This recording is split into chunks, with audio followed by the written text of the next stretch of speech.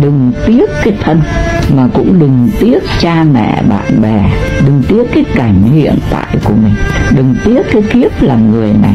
Cái lúc bây giờ là cái khó khăn lắm, bởi vì chúng ta đã quen nương tựa cái thân này từ lúc ở trong bụng mẹ đi ra. Trọn đời chúng ta nương tựa cái thân này, nương tựa cái cảnh mình đang sống, nương tựa cha mẹ bạn bè. Bây giờ nhất đán bất chợt buông hết, mà buông để đi về đâu mình chưa trông thấy, trước mắt mờ mịt.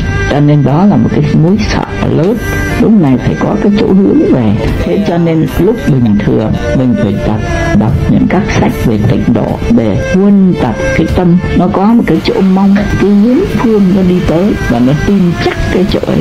Dù lúc bây giờ thân đau khổ thế, cảnh sợ hãi, hay là còn những các cái chuyện ma quỷ họ hiện lên, họ phá rối nữa, những cái tội báo của mình từ bao kiếp nó hiện lên với cái giờ nữa. Hàng ngày